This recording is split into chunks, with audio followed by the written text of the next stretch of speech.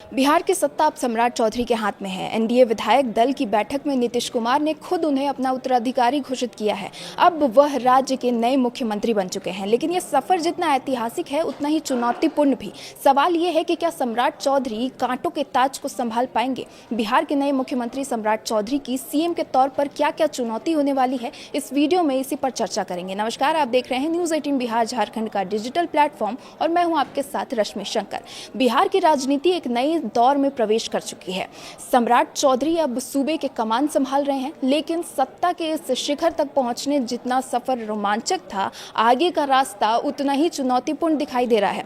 नीतीश कुमार ने उन्हें उत्तराधिकारी के रूप में आगे बढ़ाया है, मगर 2 दशकों तक सुशासन की छवि के साथ शासन करने वाले नेता की जगह लेना किसी अग्नि परीक्षा से कम नहीं है।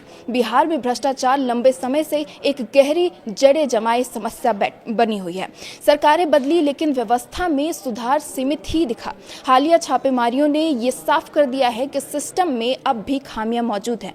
सम्राट चौधरी के सामने सबसे बड़ी चुनौती यही है कि जीरो टॉलरेंस की नीति केवल नारे तक सीमित न रह जाए, बल्कि जमीन पर भी असर दिखे। ट्रांसपेरेंसी और सीएसआर फंड के सही उपयोग की बात करने वाले सम्राट चौधरी को ऐसा तंत्र विकसित करना होगा जिसमें आम लोगों के काम बिना रिश्वत के हो सके। कानून व्यवस्था भी एक बड़ा मुद्दा है। 2005 के बाद अपराध पर नियंत्रण की जो छवि बनी थी वह पिछले कुछ वर्षों में कमजोर पड़ी है। हत्या, लूट और महिला अपराध के मामलों ने चिंता बढ़ा दी है।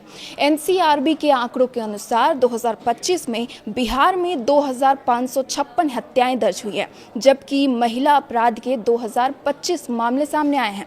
विपक्ष के नेता तेजस्वी यादव पहले ही इस मुद्दे को लेकर सरकार पर हमलावर रहे हैं। अब बतौर मुख्यमंत्री सम्राट चौधरी के लिए ये अग्नि परीक्षा होगी कि वे कानून व्यवस्था को कैसे दुरुस्त करते हैं। इसके अलावा शिक्षा और स्वास्थ्य क्षेत्र की स्थिति भी किसी से छिपी हुई नहीं है। भवन तो बने, लेकिन गुणवत्ता की कमी बनी रही।